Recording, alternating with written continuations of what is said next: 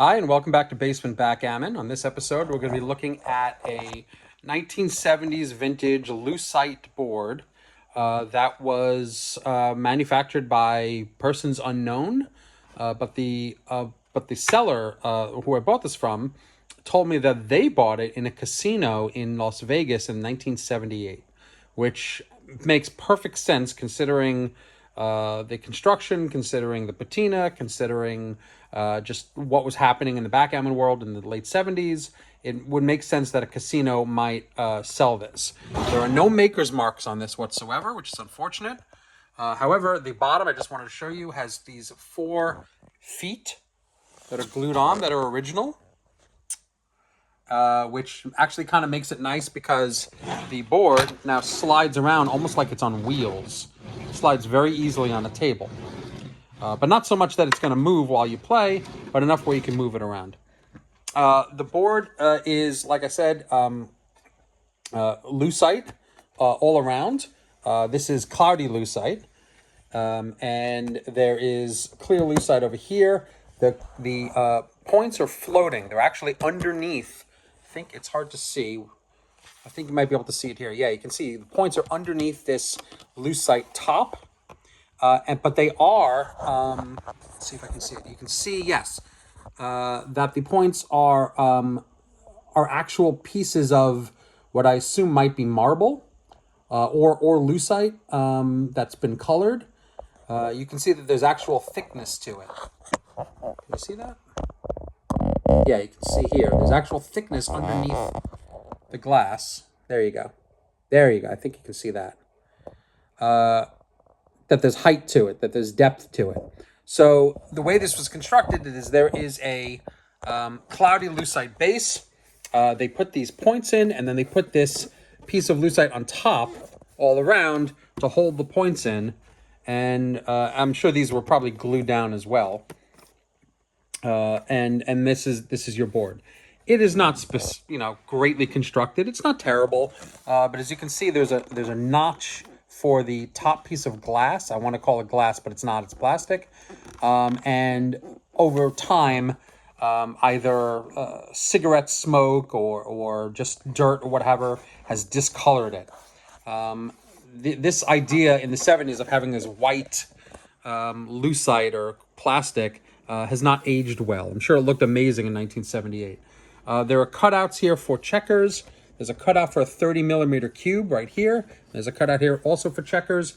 Checkers did come with this, and they were very nice Bakelite checkers, and I've repurposed those checkers into a much better board.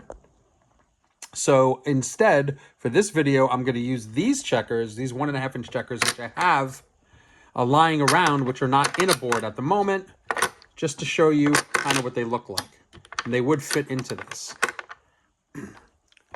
As you can tell that this was not manufactured by a backgammon forward-looking company or anyone who really understands backgammon. You can tell for a bunch of reasons.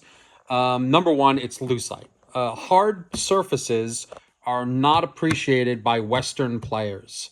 And I think that even Eastern players who do like hard surfaces, like wood, wouldn't like this board because it's a tabletop board. It doesn't fold. And it looks kind of hideous, frankly. This is very 1970s. Also, you can see that these 1.5 inch checkers fit perfectly side to side. So they can't be any wider, but they can't be much thicker. These are actually perfectly fine, almost 1/2 inch thick checkers. They would have to be closer to 3/4 inch thick to fit the whole way. There's a lot of space here that's dead space for these checkers, and this is very sloppy. However, the cube space is cut out nicely for a 30 millimeter cube. I don't have one on hand at the moment. That's just sitting here, but I promise you that'll fit in nicely here. And then you've got these checkers here that I've put in. These checkers are also have not been cleaned since I got them. And you can see there's a ring of dirt inside of each of them. But I think that kind of fits with the whole thing here. This whole thing is kind of dirty a little bit. So let's see what this looks like.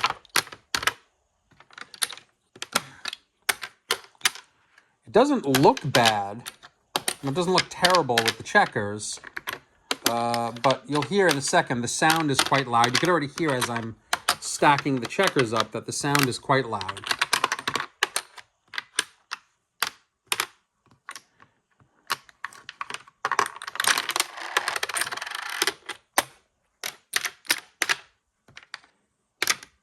And I'll get 2 precision dice, and we can hear how this is going to sound. This bar, by the way, is also extremely wide bar, but it's a tabletop board, so it's okay. And it holds the whole thing together. Listen to how loud this sounds. 6 and a 1. All right. 6 and a 2. Let's do 2, 6.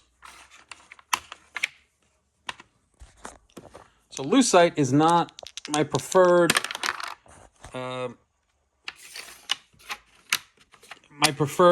material for a backgammon field. I don't think it's anyone's preferred material, but they did all sorts of funny things in the 70s, like key parties. So let's not talk about that. Anyway, I hope you enjoyed this.